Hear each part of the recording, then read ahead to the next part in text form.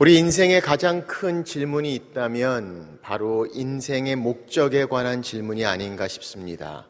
왜 사는가라는 질문을 가지고 인류는 고민합니다. 우리 인생의 목적이 무엇인가라는 질문입니다. 심리학자 휴머 헤드는 세계적인 지식가들 250명들에게 편지를 보냅니다. 당신의 인생의 목적이 무엇입니까? 라는 질문을 가지고 받은 답장으로 책을 편집하게 됩니다. 그 편지를 받은 많은 사람들이 그렇게 반응합니다. 정답인지 모르지만 내가 최선을 다한 것이라고 답을 주기도 합니다. 가까스로 만들어냈다라고 이야기하는 분도 있습니다. 또 어떤 분들은 아직도 잘 모르겠으니 당신이 알면 좀 가르쳐달라고 하기도 합니다. 유명한 심리학자인 칼 융은 이렇게 말합니다. 나는 인생의 목적, 그 의미를 모른다. 그러나 그 인생의 목적 그 자체는 의미 있는 것이다. 인생의 목적이 중요한 건 아는데 정작 인생의 목적이 무엇인가 제대로 알 수 없이 고민하고 있는 우리의 모습을 봅니다. 우리는 그 답을 분명히 알고 있습니다. 성경은 우리에게 우리의 인생의 목적이 무엇인가, 우리가 왜 사는가에 대한 답을 주고 계십니다. 하나님의 영광을 위해 삽니다. 우리의 인생의 목적은 하나님께 영광을 돌리는 삶입니다. 그 답 앞에 우리는 아멘으로 화답하며 잘 답할 수 있습니다. 문제는 그 다음 질문입니다. 그렇다면 하나님의 영광을 위해 나는 어떤 삶을 살아야 하는 것인가? 우리의 생업도, 우리의 직업도, 우리의 역할도, 우리의 상황도, 형편도 다 다릅니다. 그럼에도 불구하고 하나님께 영광을 돌리는 삶, 내 삶 속에서 어떻게 나타나야 되는가? 내 인생의 목적이 하나님께 영광을 돌리는 것이라면 하나님께 영광을 돌리는 삶은 무엇을 해야 하는가라는 질문 앞에 우리는 씁니다. 오늘 그 질문의 답을 성경은 우리 가운데 말씀하고 계십니다. 이미 지난 시간을 통하여 베드로전서 4장은 우리 가운데 말씀합니다. 만일 그리스도인으로 고난을 받으면 부끄러워하지 말고 도리어 그 이름으로 하나님께 영광을 돌리라. 고난 중에서도 즐거워할 수 있는 이유, 하나님의 영광이 임하실 것이기 때문입니다. 그 하나님의 영광이 현재 우리 가운데 임재함으로 있기 때문입니다. 그러므로 부끄러워하지 말고 그 이름으로 하나님께 영광을 돌리라 라고 말씀합니다. 그리고 오늘 본문 5장에서 연이어 5장 4절 이렇게 말씀합니다. 그리하면 목자장이 나타나실 때에 시들지 아니하는 영광의 관을 얻으리라. 하나님께 영광을 돌리라고 말합니다. 그리고 하나님께서 영광의 관, 시들지 않는 영광의 면류관을 주시겠다고 말씀합니다. 그 사이에 있는 하나님의 말씀, 오늘 하나님께 영광을 돌리는 삶, 시들지 않는 영광의 면류관을 주시는 하나님의 말씀, 우리의 삶을 성경은 이렇게 말씀하고 있습니다. 5장 2절 너희 중에 있는 하나님의 양 무리를 치되. 하나님의 양 무리라고 말씀합니다. 우리의 양을 말하고 있지 않습니다. 너희 중에 있는 하나님께서 맡기신 하나님의 양들을 치라, 먹이라, 돌보라, 보살피라 라고 말씀하고 있음을 봅니다. 이 말씀은 사도 베드로에게 가장 가깝게 와닿는 말씀이기도 합니다. 주님을 3번이나 부인한 후에 다시 주님 앞에 섰을 때 주님은 베드로에게 질문합니다. 내가 나를 사랑하느냐? 내가 주님을 사랑하는 줄 주님이 아십니다. 그때 주님은 베드로에게 말씀합니다. 내 어린 양을 치라, 내 양을 먹이라, 내 양을 치라. 3번이나 계속해서 말씀하십니다. 내 양, 하나님의 양을 먹이라, 치라. 결코 잊을 수 없었던 주님의 말씀, 어느 누구보다도 베드로의 마음 가운데 가장 깊게 깊게 자리를 잡고 있는 이 주님의 말씀을 오늘 피를 토하는 심정으로 베드로 사도는 오늘 이 말씀을 통해서 하나님의 사람들을 향하여 말씀하고 있습니다. 너희 중에 있는 하나님의 양무리를 치라 라고 말씀하고 있음을 봅니다. 그렇습니다. 오늘 말씀을 보면 이렇게 시작합니다. 5장 1절 너희 중에 장로들에게 권하노니. 이 장로란 단어는 연륜이 있는, 또 성숙함이 있는, 연세가 있는, 무게감이 있는 자들을 이야기합니다. 그러나 성경에서 보면은 이 말씀은 직분자의 모습으로 사용되었고, 이 프레스부테로스라는 헬라어 단어의 뜻에는 목자라는 뜻을 가지고 있습니다. 그래서 이 목자라는 뜻에서 등장하는 단어가 pastor, 영어의 목사라는 단어입니다. 그러니 장로라는 단어와 목사라는 단어, 목자, pastor, 이 모든 단어들은 같은 어원을 가진 단어입니다. 그 단어의 뜻은 목자를 말하고 있습니다.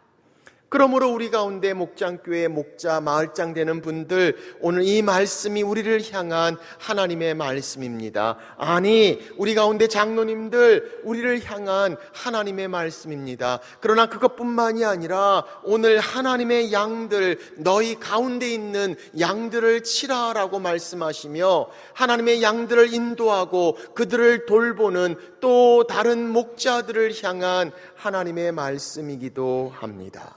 우리 주변에 그런 하나님의 양들이 있습니까? 하나님 앞에 나와야 되며 주님을 만나며 목자장이신 그리스도 앞에 나아가야 하는 양들이 우리 가운데 존재합니까? 우리 가정의 자녀들 어떻습니까? 우리의 직장과 일터에서 우리의 만남과 공동체 가운데 그렇게 하나님의 양들로 주님 앞에 인도해야 될 우리의 모습을 말씀하고 있습니다. 바로 우리가 목자라는 것입니다. 그러므로 성경은 우리 가운데 말씀합니다. 하나님께 가장 큰 영광을 돌리며 그 영광의 면류관을 주시는 우리의 역할, 바로 그것은 목자, 하나님의 양들을 치고 돌보고 사랑하고 섬기는 목자의 모습을 말씀하고 있습니다. 그러므로 우리의 삶 속에 나는 정말 목자인가? 우리에게 주어진 영혼들을 향해, 그 양들을 향해 주님 앞에 인도하며 돌보며 사랑하며 섬기는 목자. 우리의 생업은 다를 수 있습니다. 아니, 우리의 상황과 형편은 다를 수 있습니다. 그러나 한 가지 우리 모두가 함께 하는 가장 중요한 것, 하나님께 영광을 돌리는 삶에는 하나님의 양들을 향한 사랑과 섬김의 목자됨이 있음을 말씀하고 있습니다. 그러므로 하늘을 향하는 세상의 나그네, 이 땅을 지날 때 목자로 살라 우리에게 말씀하시는 하나님의 말씀을 봅니다. 그래서 사도 베드로는 바로 이 장로들에게, 목자들에게 권면하고 있음을 봅니다. 너희 중 장로들에게 권하노니 나는 함께 장로된 자요 그리스도의 고난의 증인이요 나타날 영광에 참여할 자니라. 그는 말하고 있습니다. 나는 너희와 함께 장로된 자라고 말합니다. 장로의 뜻, 목자란 뜻입니다. 사도 베드로는 말합니다. 나도 목자라고, 함께 목자된 자라고 말하며 목자된 우리가 하나님의 양들을 치어야 함을 말씀하고 있음을 봅니다.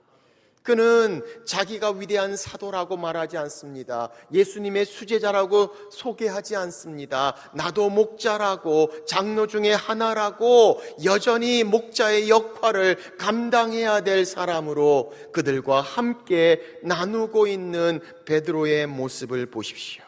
그는 자기가 예수 그리스도의 고난의 증인이라고 말하고 있습니다. 주님의 고난 가운데 그는 있었습니다. 그러나 사실 베드로에게 그리스도의 고난의 증인은 부끄러움이었습니다. 주님을 3번이나 배신하고 자기의 연약함을 다 보였던 연약하고 말하기 힘든 사건을 그는 솔직하게 고백하고 있습니다. 그리스도의 고난에 부족한 증인이었습니다. 정말 부끄러운 증인이었습니다. 그러나 내가 목자라고 함께하고 있다고 이제 그 고난 중에 목자의 삶을 사는 자들을 향해 권면하고 있는 베드로를 봅니다. 그리고 말씀합니다. 나타날 영광에 참여할 자니라. 내가 목자라고 함께하고 있다고 우리에게 주신 주님의 말씀, 하나님의 양들을 치고 그들을 보살피고 섬기고 사랑하는 목자, 바로 우리가 함께 해야 할 인생의 목적, 하나님께 영광을 돌리는 삶의 모습을 말하고 있습니다. 목자, 하나님의 양무리를 치라. 목자로 사는 삶을 성경은 말씀하고 계십니다. 그리고 나서 어떻게 목자가 되어야 할 것인가, 어떤 목자의 모습으로 살아야 할 것인가, 그 목자에 대하여 3가지로 말씀하고 계심을 봅니다. 같은 패런으로 말씀하십니다. 무엇이 하지 말고 이렇게 하라라고 말씀하시며 부정적인 것 말씀하시고 긍정적인 것을 말씀하시면서 3가지를 말씀하시는 것을 봅니다. 자, 오늘 말씀을 보십시오. 첫 번째로 목자는 하나님의 소명입니다. 2절은 이렇게 말합니다. 억지로 하지 말고 하나님의 뜻을 따라 자원함으로 하며.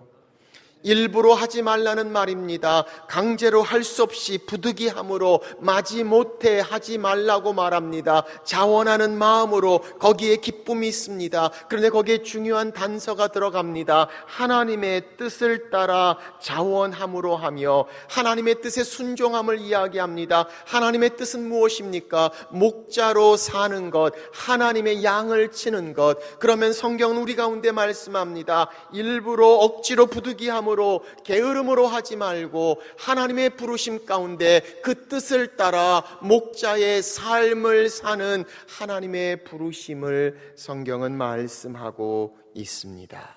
주님께서 우리를 목자로 부르셨습니다. 하나님의 맡겨진 양들을 치라고 말씀하고 계십니다. 우리를 부르신 그 뜻을 따라 자원함으로 기쁨으로 감당하는 순종의 모습, 바로 목자됨은 하나님의 부르심, 주의 소명을 말씀하고 있습니다. 전에 제가 이민교회를 섬길 때 10월 달이 되면 미국에는 목사의 날이라는 달이 있습니다. Pastor's Day라는 날이 있습니다. 그런데 저희 주일학교에서 제게 목사의 날이라고 목사님을 위한 격려의 편지를 한 주일학교에서 다 같이 보내온 적이 있습니다. 제가 그 편지를 받고 얼마나 기뻤는지 모릅니다. 정말 우리 주일학교 아이들이 보낸 그 격려의 편지를 기쁜 마음으로 하나씩 열어서 읽기 시작합니다. 한두 번 읽다가 갑자기 마음이 달라지기 시작합니다. 왜냐하면 편지 내용이 다 똑같기 때문입니다. 한국말을 제대로 하지 못하는 우리 이세권의 아이들에게 한국말로 하기 위해서 선생님이 칠판에 한국말로 썼던 것 같습니다. 그리고 그 아이들은 그것을 그림 그리듯이 다 베껴가지고 왔습니다. 한두 번 읽을 때는 격려가 됐습니다. 3번, 4번 똑같은 단어, 똑같은 표현, 좀 식상하기 시작했습니다.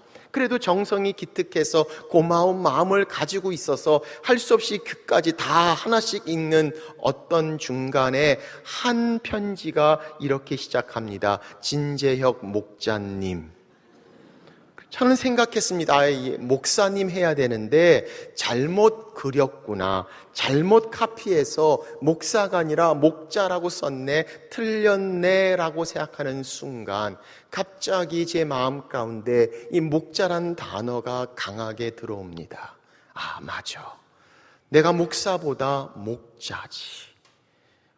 바로 그 중요한 뜻, 하나님의 부르심, 그 어떤 타이틀, 어떤 직책, 어떤 역할보다 더 중요한 가장 근본적인 하나님의 부르심, 내가 목자구나. 목자인 걸 잊어버렸던 목사의 모습을 다시금 깨닫게 합니다. 자원하는 마음으로 하나님의 뜻을 따라, 하나님의 뜻, 우리를 향해 목자로 부르셨습니다. 내 양을 먹이라, 내 양을 치라. 주님의 뜻을 따라 자원하는 것으로 섬기는 목자. 오늘 성경은 바로 이 목자됨, 하나님의 부르심, 주님의 소명을 말씀하고 있습니다. 나는 목자입니다. 하나님의 양을 치라. 주님께 영광을 돌리는 삶을 살고자 하는 하나님의 사람들을 향한 하나님의 뜻, 하나님의 말씀, 하나님의 뜻을 따라 자원하는 마음으로 억지로 하지 말고 하나님의 양을 치라. 두 번째 성경은 말씀합니다. 목자는 양들을 위함입니다. 2절은 말씀합니다. 더러운 이득을 위하여 하지 말고 기꺼이 하며. 수치스러운 이득을 말하고 있지 않습니다. 아니, 이익을 따져서 자기를 위해서 하지 말라는 말입니다. 욕심으로 하지 말고 기꺼이 하라라고 말합니다. 이 기꺼이란 단어는 열심이란 뜻을 갖습니다. 영어 성경에 이렇게 번역해 놓았습니다. Eager to serve. 정말 열심히 최선을 다해 섬기고자 하는 마음입니다. 다른 성경은 ready mind, 준비된 마음을 말합니다. 섬기고자 하는 마음, 열심히 기쁨으로, 진심으로, 즐거움으로 최선을 다해 섬기고자 하는 마음, 자기를 위하여 하는 것이 아니라 양들을 위하는 마음, 더러운 이익을 계산하는 그런 목자가 아니라 양들을 위하는 목자의 모습을 말씀하고 있습니다. 그래서 목자는 자기를 위한 것이 아니라 양들을 위하는 것입니다. 목자는 양을 위하여 자기의 생명을 줍니다. 목자는 양들을 위하여 수고하고 애쓰며 섬깁니다. Eager to serve, 얼마나 열심히 섬기고자 그렇게 준비되어 있는 목자의 모습을 봅니다. 저희 교회에도 주차 캠페인을 계속하고 있습니다. 많은 분들이 함께 예배드리지만 주차 시설 때문에 아직도 여전히 주차를 하지 못하고 예배 드리러 왔다가 돌다가 돌아가는 분들이 있다는 이야기를 종종 듣습니다. 그래서 어떻게 하나님의 사람들이 함께 예배 드리는 그 주차의 환경을 좀 같이 잘 할 수 있을까 고민해 봅니다. 그런데 그것의 가장 중요한 것은 내 편리, 나를 위한 것에서 양들을 향해 섬김과 나눔의 자리에 배려하고 위하는 가장 중심적인 마음을 포함하고 있습니다. 내가 좀 더 내게 편리하고 내 이득보다 그렇게 섬길 수 있다면, 그렇게 도울 수 있다면, 그들을 먼저 위할 수 있다면, 오늘 성경은 우리 가운데 말씀합니다. 목자는 자기를 위하는 자들이 아니라 양들을 위하는 자입니다. 바로 그것, 목자의 목적, 하나님 말씀하시는 목자를 봅니다. 목자는 양들을 위함입니다. 세 번째 성경은 말씀합니다. 목자는 본을 보입니다. 3절입니다. 맡은 자들에게는 주장하는 자세를 하지 말고 양무리의 본이 되라. 이 주장하는 자세는 강제로 지배하거나 군림하는 것을 말합니다. 거만하게 이기적으로 과도하게 힘을 휘두르는 것을 말합니다. 우두머리처럼 보스 역할 하지 말라라고 말씀하고 있습니다. 요즘 범세계적으로 새롭게 등장한 언어가 등장하고 있습니다. 이 단어 보신 적이 있습니까? 세계어인 영어로 이렇게 읽습니다. 갑질. 갑질입니다. 갑질하지 말라는 겁니다. 주장하는 자세로 하지 말고 오히려 양무리에 본이 되라 라고 말씀합니다. 본은 보여져야 합니다. 따라갈 수 있습니다. 닮을 수 있습니다. 그래서 모범이 됩니다. 모델이 됩니다. 부드러운 모습을 보여라 라고 성경은 말씀하고 계심을 봅니다. 그래서 사도 바울도 고린도 전서 말씀합니다. 내가 그리스도를 본받는 자 된 것 같이 너희는 나를 본받는 자가 되라 라고 말씀하시며 양무리의 본이 되는 것, 본을 보이는 목자의 모습을 봅니다. 한 전도사님이 개척교회를 하다가 그런 불평을 내려놓습니다. 우리 교인들은 헌금 생활을 제대로 하지 않는다고. 그래서 그 전도사님께 묻습니다. 전도사님은 헌금 생활 잘하고 계시나요? 그분이 말합니다. 헌금이 좀 힘들어서 잘 못하고 있어요. 그러니 다 잘할 수 없는 것을 봅니다. 주장하는 자세로 말하고 군림하고 말만 하고 하지 말고 양무리의 본이 되라.